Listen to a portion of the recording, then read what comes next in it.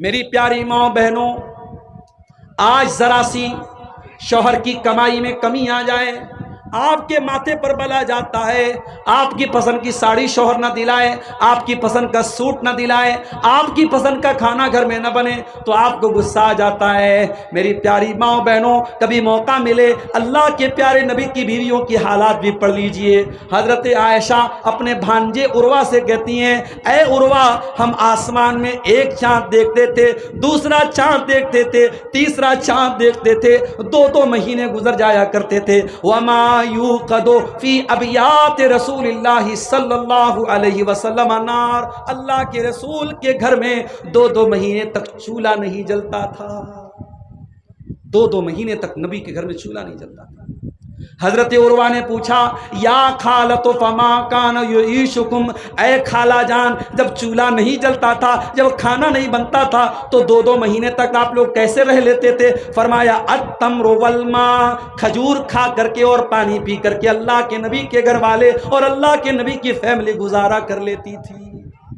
مدینہ آنے کے بعد کبھی اللہ کے پیارے نبی کے گھر میں لگاتار 3 دن تک گیہوں کی روٹی نہیں بنی۔ یہ لائف سٹائل تھا اللہ کے نبی کی بیویوں کا۔ میری پیاری ماں بہنوں، اگر ایسی زندگی آپ کو گزارنے دے دی جائے، آپ تو 1 ہفتہ نہیں رہ پائیں گی۔ نبی کی بیویوں نے ساری زندگی نبی کے ساتھ گزارا کیا، کبھی لب پر کوئی شکوہ نہ لائیں، کبھی زبان پر کوئی شکایت نہیں لائیں۔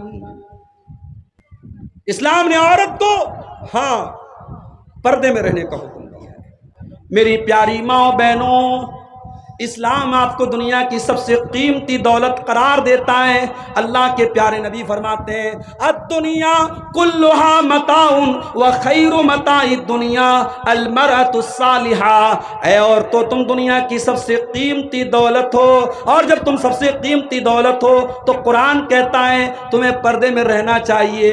یا ایھا النبی قل لازواجک وبناتک ونساء المؤمنین، اے نبی اپنی بیویوں سے بھی کہہ دیجئے، اپنی بیٹیوں سے بھی کہہ دیجئے، اور تمام مسلمان عورتوں سے کہہ دیجئے، یدنین علیہن من جلابیبہن، کہ جب وہ اپنے گھر سے نکلیں تو چادر میں نکلیں، پردے میں نکلیں، نقاب میں نکلیں، اپنے آپ کو ایکسپوز نہ کریں، اپنے حسن کی نمائش نہ کریں، اپنی خوبصورتی کا پرچار نہ کریں، چھپ کر کے نکلیں، پردے میں نکلیں۔ ذالک ادنی ان یعرفن فلا یؤذین، تاکہ دنیا سمجھ جائے یہ شریف گھر کی لڑکیاں ہیں، یہ مسلمان لڑکیاں ہیں، یہ نیک گھرانے کی لڑکیاں ہیں، اور کسی کو چھیڑنے کی ہمت نہ ہو سکے۔ اسلام نے اگر عورت کو پردے کا حکم دیا ہے تو عورت کی سرکشا کے لیے دیا ہے، عورت کو بچانے کے لیے دیا ہے۔ میرے پیارے، اسلام تو وہ دین ہے، زناکاری کو اسلام حرام قرار دیتا ہے، اور حرام ہی قرار نہیں دیتا بلکہ اللہ فرماتا ہے وَلَا تَقْرَبُوا الزِّنَا، تم زنا کے قریب بھی نہ جانا۔ اسلام نے جب زنا سے روکا ہے تو زنا سے قریب لے کے جانے والی تمام چیزوں کو بین کر دیا اسلام نے۔ عورت اکیلے ٹریول کرے گی، سفر کرے گی، اس کی جان کو، اس کی آبرو کو خطرہ ہوگا۔ اسلام کہتا ہے لا تسافر المرأة الا ومعها محرم، عورت بغیر محرم کے سفر نہ کرے، اس کا کوئی محرم ہونا چاہیے، باپ ہو، شوہر ہو، بیوی، بیٹا ہو، بھائی ہو، بھانجا ہو، بھتیجا ہو، کوئی بھی محرم ہونا چاہیے۔ کوئی عورت اکیلے میں کسی غیر مرد کے ساتھ نہیں ملے گی۔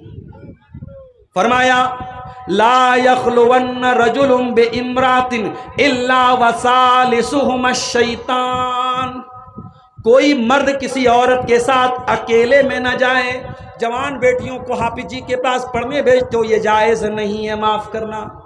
بہت نیک انسان ہے حافظ صاحب، بہت اللہ والے مولوی صاحب، مگر جوان بیٹی کو کسی مرد کے پاس تعلیم کے لیے بھیجنا یہ صحیح نہیں ہے۔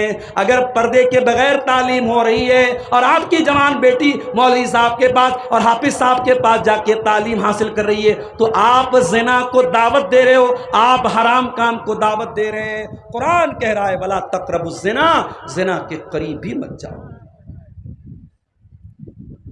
مسجد میں عورت نماز پڑھنے آ سکتی ہے، نبی کے دور میں بھی عورتیں آتی تھیں، ایک صحابی جن کا نام عمرو بن سلمہ تھا، اپنے قبیلے میں وہی اکلوتے تھے جن کو قرآن یاد تھا، اور 6 سال کے بچے تھے وہ۔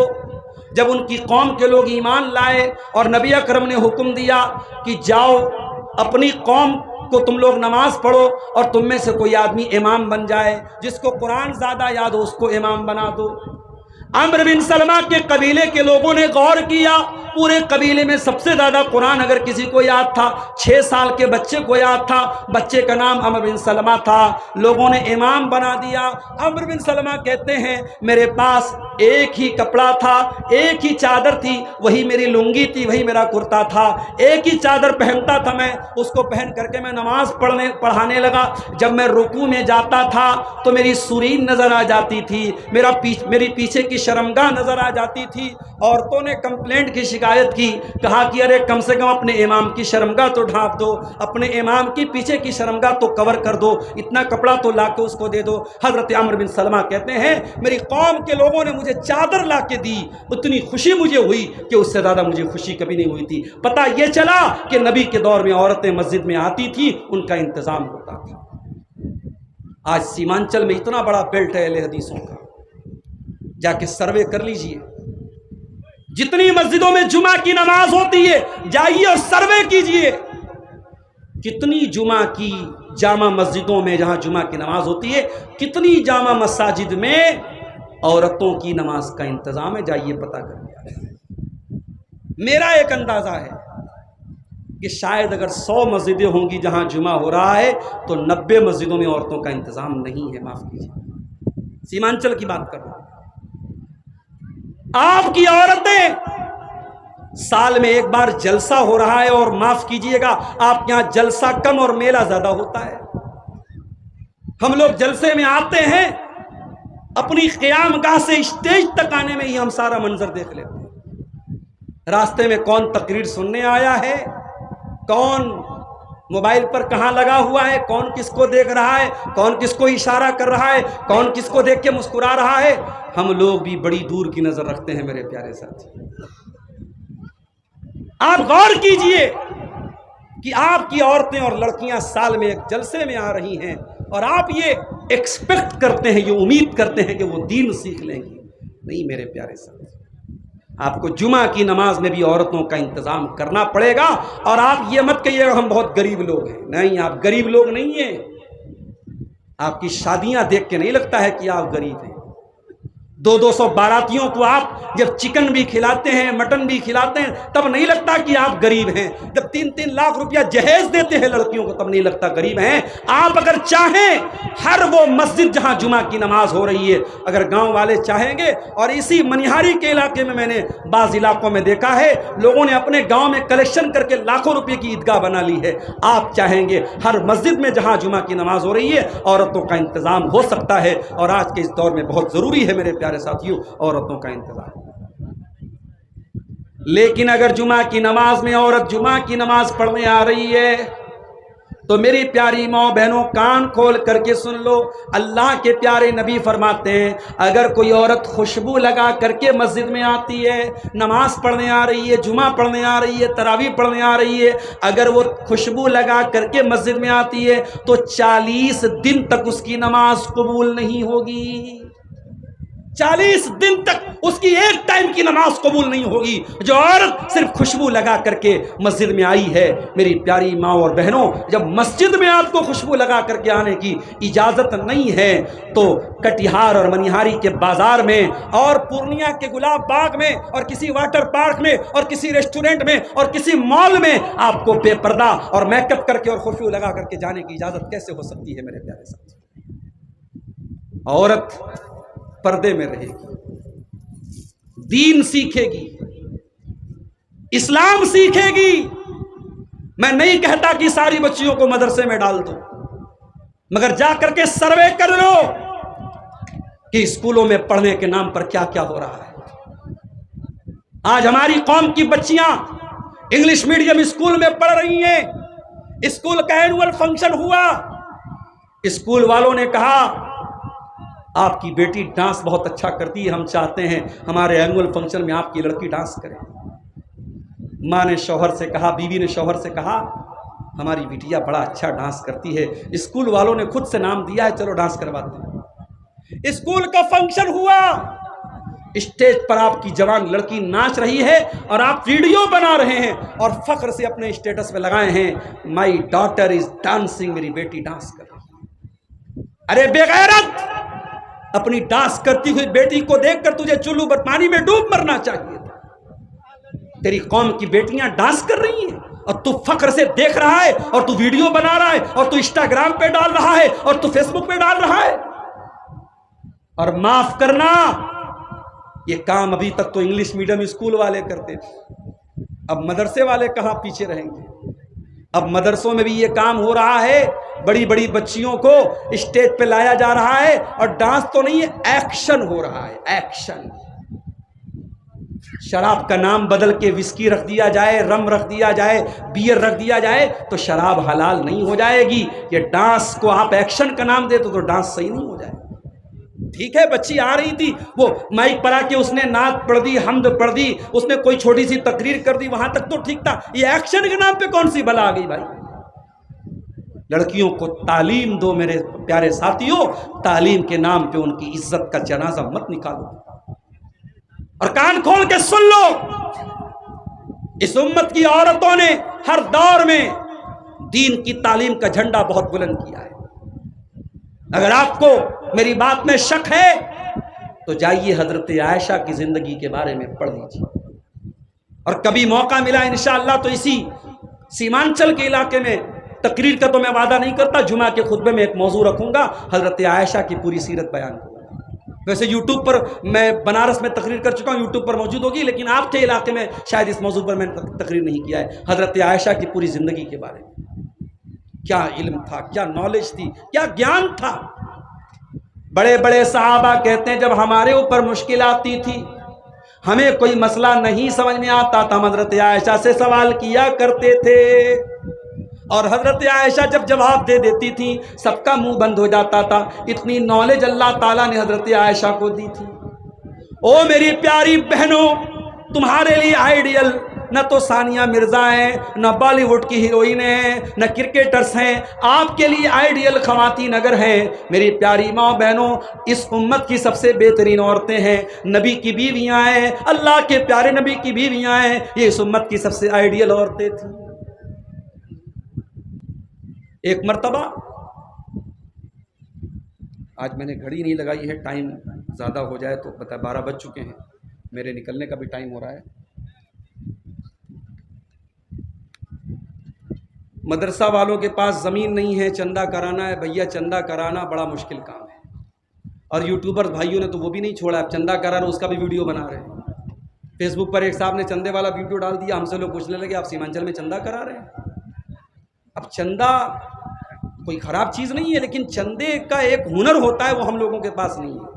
वो जो हमारे हज़रत अली साहब हैं, अख्तर आलम मिफ्ताही साहब हैं, और भी जो बंगला मुकर्रीन हैं, वो बेचारे चंदा लोगों को पकड़ पकड़ के, दबाव डाल के, ज़ोर डाल के, जो 5,000 लेने वाला उसकी जेब से 10,000 निकलवा लेते, वो सब हुनर हम लोगों के पास नहीं है मेरे भाई। हम ज़ुबान से कह सकते हैं, टाइम हमारे पास कम है। मैं तकरीर के आखिरी पॉइंट पर हूँ, 5 मिनट आपके सामने रुकूंगा तकरीर ख़त्म करके।